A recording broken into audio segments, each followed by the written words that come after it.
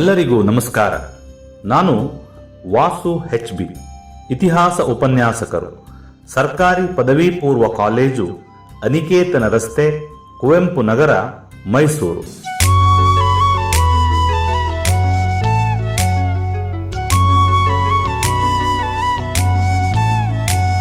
ಕಳೆದ ಸರಣಿಯಲ್ಲಿ 1857ರ ದಂಗೆಗೆ 4 ಕಾರಣಗಳನ್ನು ತಿಳಿದುಕೊಂಡಿದ್ದೇವೆ.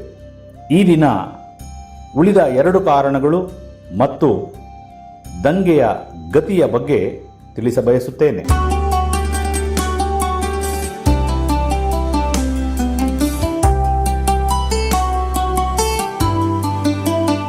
1857ರ ದಂಗೆಗೆ ಸೈನಿಕ ಕಾರಣಗಳು.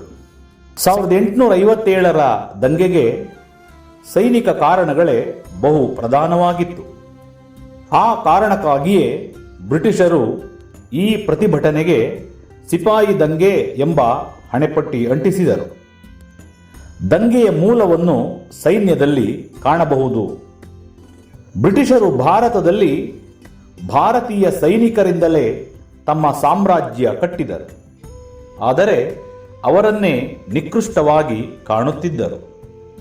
ಇಂಗ್ಲಿಷ್ ಸೈನಿಕರು ಭಾರತದ ಸೈನಿಕರನ್ನು ನಿಗ್ಗರ್ ಮತ್ತು ಸುವರ್ ಎಂದು ಮೂದಲಿಸುತ್ತಿದ್ದರು. ಇದು ಸೈನಿಕರ ಸ್ವಾಭಿಮಾನ ಕೆರಳಿಸಿತು. ಸೈನ್ಯದ ಉನ್ನತ ಹುದ್ದೆಗಳು, ಉದಾಹರಣೆಗೆ ಬ್ರಿಗೇಡಿಯರ್, ಲೆಫ್ಟಿನೆಂಟ್, ದಳಪತಿ, ದಂಡನಾಯಕ ಮುಂತಾದ ಹುದ್ದೆಗಳು ಬ್ರಿಟಿಷರಿಗೆ ಮಾತ್ರ ಮೀಸಲಾಗಿದ್ದವು. ಅವರಿಗೆ ಕೊಡುತ್ತಿದ್ದ ವೇತನ ಭಾರತೀಯ ಸೈನಿಕರಿಗಿಂತ 8 ಪಟ್ಟು ಹೆಚ್ಚಾಗಿತ್ತು. ಬಡ್ತಿ, ಉತ್ತಮ ವೇತನ, ಸೇವಾ ಸೌಲಭ್ಯಗಳು ಏನಿದ್ದರೂ ಐರೋಪ್ಯರಿಗೆ ಸೀಮಿತವಾಗಿದ್ದವು. ಭಾರತೀಯರಿಗೆ ಬಡ್ತಿ ಎಂಬುದೇ ಗಗನಕುಸುಮವಾಗಿತ್ತು. ಅವನು ಸುಬೇದಾರನಾಗಿ ಆಯ್ಕೆಯಾಗಿ ಸುಬೇದಾರನಾಗಿಯೇ ನಿವೃತ್ತಿ ಹೊಂದಬೇಕಿತ್ತು. ಭಾರತೀಯ ಸೈನಿಕರು ವಿದೇಶಗಳಲ್ಲಿ ಕಡ್ಡಾಯವಾಗಿ ದುಡಿಯಬೇಕಾಗಿತ್ತು. ಇಂಗ್ಲಿಷರ ಪರವಾಗಿ ಯುರೋಪಿನ ರಾಷ್ಟ್ರಗಳ ಜೊತೆ ಹೋರಾಡಬೇಕಾದ ಅನಿವಾರ್ಯತೆಯಿತ್ತು. ಅದಕ್ಕೇನು ವಿಶೇಷ ಭತ್ಯೆ ನೀಡುತ್ತಿರಲಿಲ್ಲ. 1856ರಲ್ಲಿ ಲಾರ್ಡ್ ಕ್ಯಾನಿಂಗನು ಜನರಲ್ ಸರ್ವೀಸ್ ಎನ್ಲಿಸ್ಟ್ಮೆಂಟ್ ಕಾಯ್ದೆ ಜಾರಿಗೆ ತಂದು ಭಾರತೀಯ ಸೈನಿಕರು ಕಡ್ಡಾಯವಾಗಿ ವಿದೇಶಗಳಲ್ಲಿ ದುಡಿಯುವಂತೆ ಮಾಡಿದನು. ಒಂದು ವೇಳೆ ವಿದೇಶಗಳಿಗೆ ಹೋಗದಿದ್ದರೆ ಅಂತಹ ಸೈನ್ಯವನ್ನು ರದ್ದುಪಡಿಸಲಾಗುತ್ತಿತ್ತು. ಆದರೆ ಭಾರತೀಯರಿಗೆ ಸಮುದ್ರಯಾನ ನಿಷೇಧವಾಗಿದ್ದು, ಒಂದು ವೇಳೆ ಸಮುದ್ರ ದಾಟಿ ಬೇರೆ ದೇಶಕ್ಕೆ ಹೋದರೆ ಹಿಂದಿರುಗಿ ತನ್ನ ಮನೆಗೆ ಮತ್ತು ಧರ್ಮಕ್ಕೆ ಸೇರುವಂತಿರಲಿಲ್ಲ.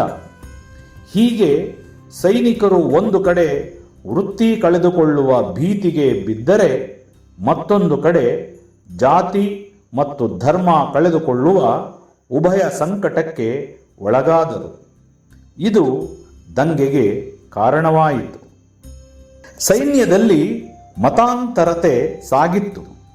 ಕ್ರೈಸ್ತ ಧರ್ಮವನ್ನು ಸ್ವೀಕರಿಸಿದವರಿಗೆ ಉನ್ನತ ಹುದ್ದೆಗಳು, ಬಡ್ತಿಗಳು ಪ್ರಾಪ್ತವಾಗುತ್ತಿದ್ದವು. ಬ್ರಿಟಿಷ್ ಭಾರತದ ಸೈನ್ಯದಲ್ಲಿ ಒಟ್ಟು 2,78,322 ಸೈನಿಕರಿದ್ದು, ಅದರಲ್ಲಿ ಭಾರತೀಯರು 2,33,000 ಇದ್ದು, ಬ್ರಿಟಿಷ್ ಸೈನಿಕರ ಸಂಖ್ಯೆ ಕೇವಲ 45,322 ಆಗಿತ್ತು.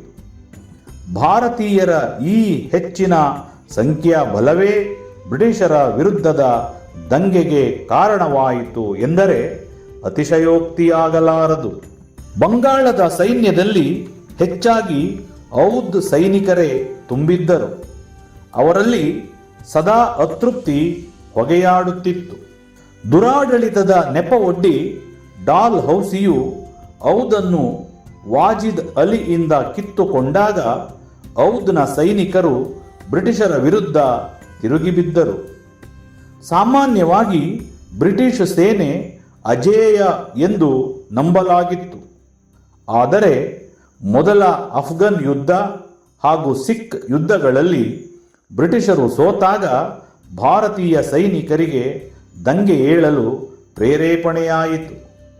ಬ್ರಿಟಿಷರನ್ನು ಸೋಲಿಸಬಹುದೆಂಬ ಆಶಾಭಾವ ಭಾರತೀಯ ಸೈನಿಕರಲ್ಲಿ ಮೊಳಕೆಯಾಯಿತು. ಒಟ್ಟಾರೆ ಭಾರತೀಯ ಸೈನಿಕರು ತಮಗೆ ಸಲ್ಲುತ್ತಿದ್ದ ಕಡಿಮೆ ವೇತನ, ತಾರತಮ್ಯ ನೀತಿ, ಜನಾಂಗೀಯ ಶೋಷಣೆ, ಭತ್ಯೆ ಬಡ್ತಿ ನಿರಾಕರಣೆ ಮತ್ತು ಇಂಗ್ಲಿಷ್ ಸೈನಿಕರ ಹಮ್ಮಿನ ವರ್ತನೆಯಿಂದ ಬೇಸತ್ತು ಬ್ರಿಟಿಷರ ವಿರುದ್ಧದ ದಂಗೆಗೆ ಅಣಿಯಾದರು.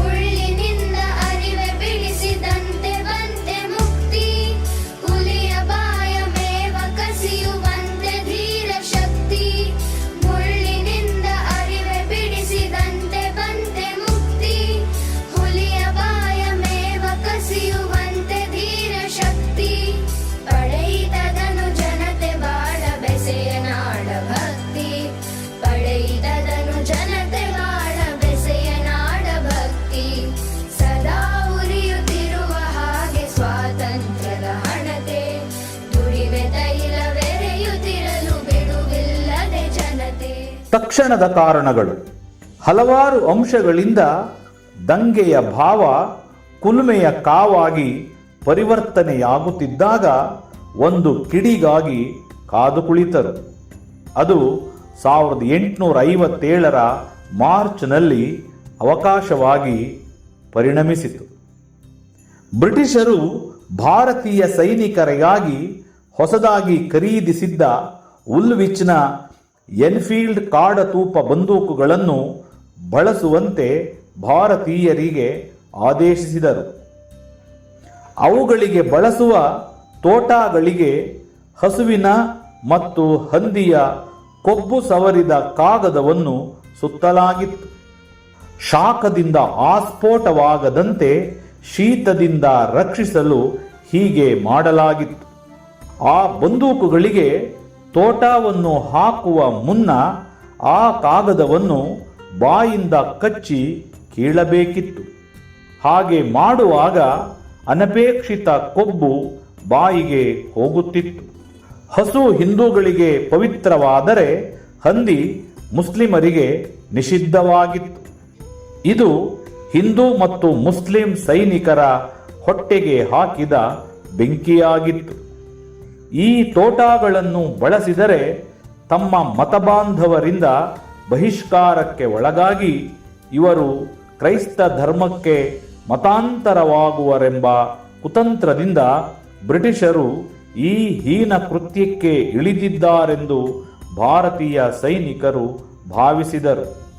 ಹಾಗಾಗಿ ಆ ಬಂದೂಕುಗಳನ್ನು ಬಳಸಲು ನಿರಾಕರಿಸಿದರು.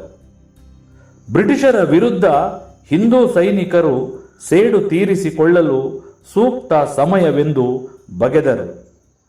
ಎಮರ್ಸನ್ ಹೇಳುವಂತೆ ಕೊಬ್ಬು ಸವರಿದ ತೋಟಾಗಳ ಘಟನೆ ಭಾರತದ ನಾಡಿಯನ್ನು ಫಿರಂಗಿಯಂತೆ ಬಡಿಯಲಾರಂಭಿಸಿತು ಎಂದಿದ್ದಾನೆ. ಕ್ರಾಂತಿಯು ಭಾರತೀಯ ಸೈನಿಕರಿಂದ ಸ್ಫೋಟಗೊಂಡಿತು. ಹೀಗೆ 6 ಹಲವು ವಿಧದ ಕಾರಣಗಳಿಂದ 1857ರ ಭಾರತದ ಪ್ರಥಮ ಸ್ವಾತಂತ್ರ್ಯ ಸಂಗ್ರಾಮ ಸ್ಫೋಟಿಸಿತು.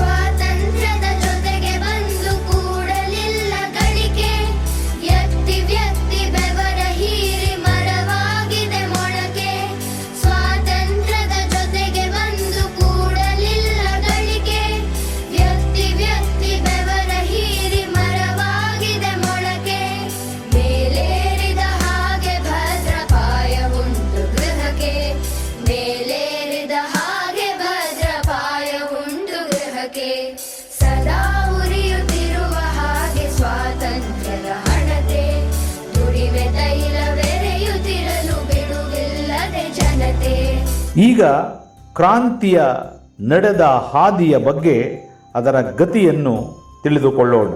ಈ ಹಿಂದೆ ಹೇಳಿದಂತೆ 1857ರ ಮಾರ್ಚ್ 29ರಂದು ಬಂಗಾಳದ ಬ್ಯಾರಕ್ಪುರದಲ್ಲಿ ಬ್ರಾಹ್ಮಣ ಸೈನಿಕ ಮಂಗಲ್ ಪಾಂಡೆ ಬ್ರಿಟಿಷರು ತುಪಾಕಿಗೆ ಕೊಬ್ಬನ್ನು ಸವರಿದ್ದಾರೆಂದು ತಿಳಿದು ಸಿಟ್ಟಿಗೆದ್ದು ಇಬ್ಬರು ಇಂಗ್ಲಿಷ್ ಅಧಿಕಾರಿಗಳನ್ನು ಕೊಂದು ಹಾಕಿದನು. ಇದರಿಂದ ಆತನನ್ನು ಏಪ್ರಿಲ್ 8ರಂದು ನೇಣಿಗೇರಿಸಲಾಯಿತು.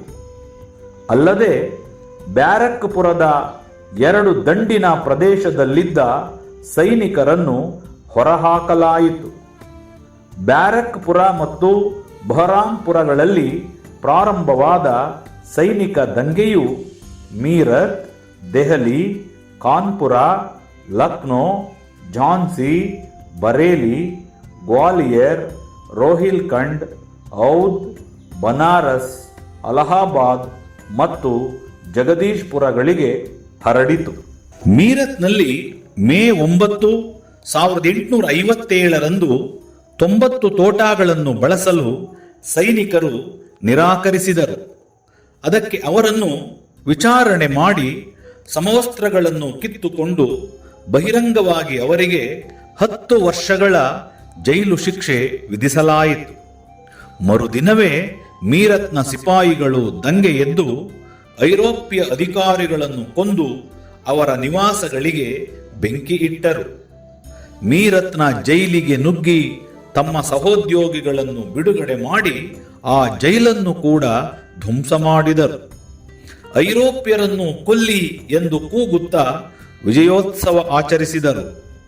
ಸಹಸ್ರಾರು ನಾಗರಿಕರು ದಂಗೆಕೋರರನ್ನು ಕೂಡಿಕೊಂಡು ದೆಹಲಿಯತ್ತ ನುಗ್ಗಿದರು.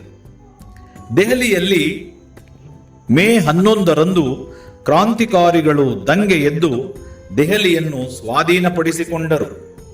ಅಲ್ಲಿದ್ದ ಬ್ರಿಟಿಷ್ ಅಧಿಕಾರಿಗಳನ್ನು ಕೊಂದು ಸೇಡು ತೀರಿಸಿಕೊಂಡ ಕ್ರಾಂತಿಕಾರಿಗಳು ಮೊಘಲರ ಕೊನೆಯ ದೊರೆ 2ನೇ ಬಹದ್ದೂರ್ ಶಾನನ್ನು ಭಾರತದ ಚಕ್ರವರ್ತಿ ಎಂದು ಘೋಷಿಸಿದರು. ದೆಹಲಿ ಕ್ರಾಂತಿಕಾರಿಗಳ ವಶವಾಗಿ ಬ್ರಿಟಿಷರ ಘನತೆಗೆ ಪೆಟ್ಟಾಯಿತು. ಆದರೆ ಬ್ರಿಟಿಷರು ಸಿಖ್ಖರ ಸಹಾಯದಿಂದ ಸೆಪ್ಟೆಂಬರ್ 20ರಂದು ದೆಹಲಿಯನ್ನು ಮರುವಶಪಡಿಸಿಕೊಂಡು ಸಾವಿರಾರು ಕ್ರಾಂತಿಕಾರಿಗಳನ್ನು ಕೊಂದರು. ಹುಮಾಯೂನ್ ಗೋರಿಯಲ್ಲಿ ಅಡಗಿಕೊಂಡಿದ್ದ ಬಹದ್ದೂರ್ ಶಾನನ್ನು ಬಂಧಿಸಿ ಅವನ 2 ಮಕ್ಕಳು, ಒಬ್ಬ ಮೊಮ್ಮಗನನ್ನು ಅವನ ಕಣ್ಣೆದುರೇ ಗುಂಡಿಟ್ಟು ಕೊಂದರು. ನಂತರ ಬಹದ್ದೂರ್ ಶಾನನ್ನು ರಂಗೂನ್ಗೆ ಗಡಿಪಾರು ಮಾಡಿದರು. ಇತ್ತ ಕಾನ್ಪುರದಲ್ಲಿ ಜೂನ್ 5, 1857ರಂದು ಪೇಶ್ವೆ 2ನೇ ಬಾಜಿರಾಯನ ದತ್ತು ಪುತ್ರ ನಾನಾ ಸಾಹೇಬನು 3000 ಸೈನಿಕರೊಂದಿಗೆ ಬ್ರಿಟಿಷ್ ಸೈನಿಕ ಶಿಬಿರವನ್ನು ಮುತ್ತಿದನು.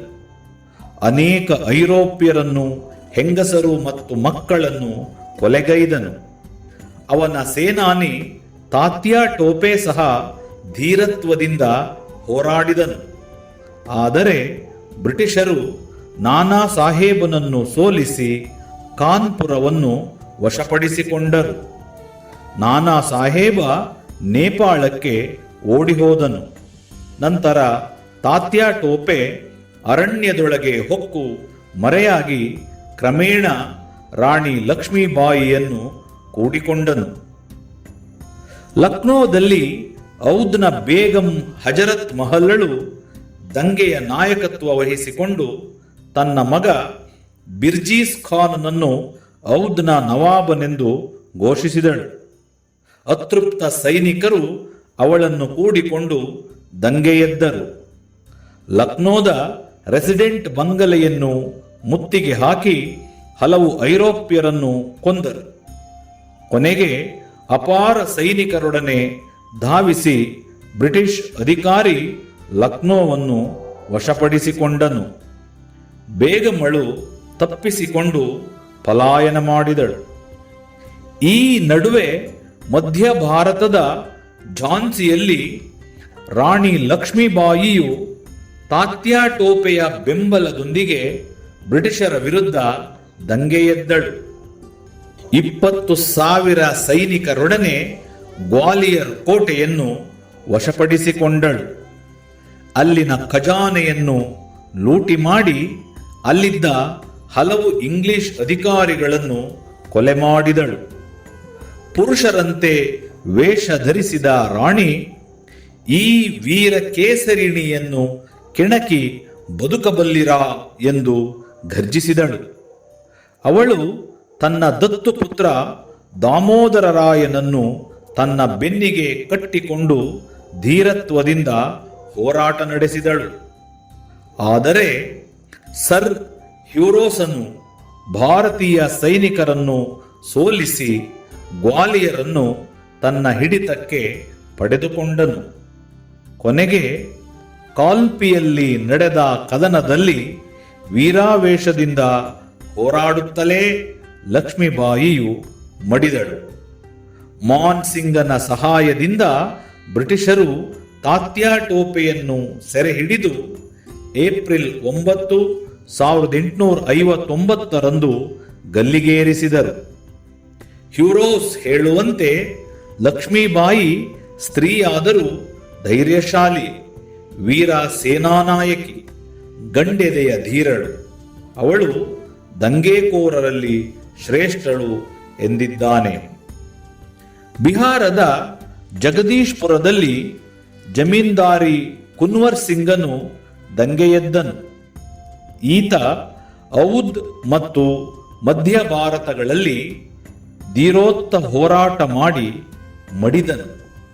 1858 ಜೂನ್ ವೇಳೆಗೆ ದಂಗೆ ತಣ್ಣಗಾಗತೊಡಗಿತು.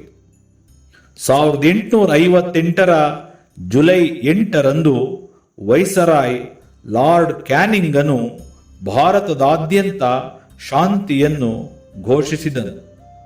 ಹೀಗೆ 1857 ದಂಗೆ ಭಾರತೀಯ ಸೈನಿಕರ ಸಮಷ್ಟಿ ಶಕ್ತಿಯಾಗಿ ಹೊರಹೊಮ್ಮಿತಾದರೂ ಬ್ರಿಟಿಷರ ಮುಂದೆ ಪೇಲವವಾಗಿ ಕರಗಿಹೋಯಿತು. ಇದೇ 1857 ಪ್ರಥಮ ಸ್ವಾತಂತ್ರ್ಯ ಸಂಗ್ರಾಮ, ಅಥವಾ ಬ್ರಿಟಿಷರೇ ಕರೆದಂತೆ ಸಿಪಾಯಿ ದಂಗೆ.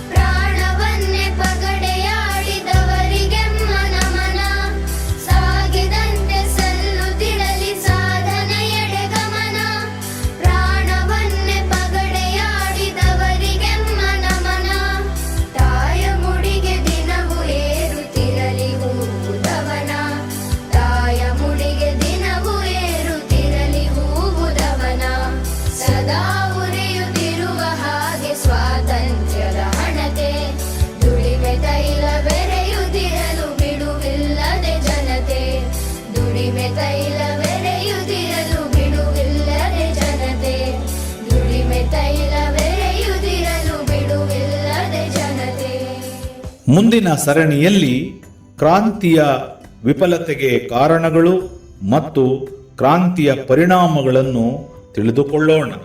ಮತ್ತೊಮ್ಮೆ ನಮಸ್ಕಾರ.